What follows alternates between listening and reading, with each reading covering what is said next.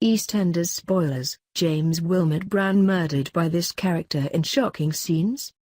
EastEnders villain James Willmott-Brown, William Boyde, is not short of enemies since he came back to Walford.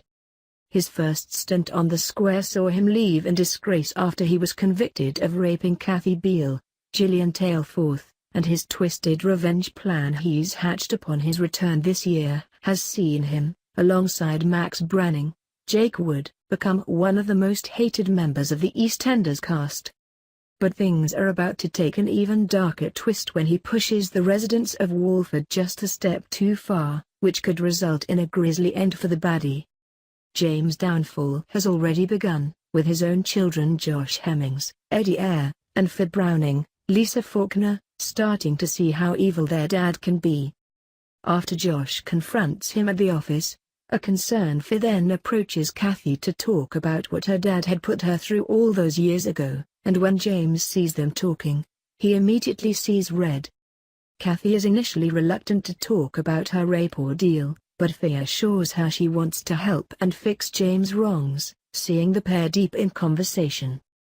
Determined to bring him down, Fir rushes over to James' offices to dig some dirt, but in doing so, she leaves Kathy vulnerable to James to swoop him and torment his victim once more. In his first bid to manipulate Kathy, he brings her a bouquet of flowers and tries to charm her, but she's having none of it and is taken aback when she realizes how far James will go to seek revenge. Accepting it's down to her to stop him, she warns James to keep away, and takes drastic action to make sure he can never haunt her again. But is Kathy really capable of murder? And this truly the end of the line for the EastEnders villain? Elsewhere on the square, Max Branning also has murder on his mind during what's supposedly the season of peace and goodwill to all men.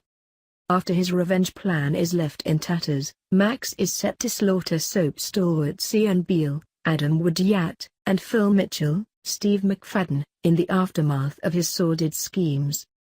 As he spends Christmas Day with ex-lover Stacey Fowler, Lacey Turner, the pair are set for a dramatic showdown when Stacey's missing mobile is found, complete with voicemail message from Jane Beale, Laurie Brett. Is this when Max is served his just desserts? EastEnders continues tonight at 7:30 p.m. on BBC One.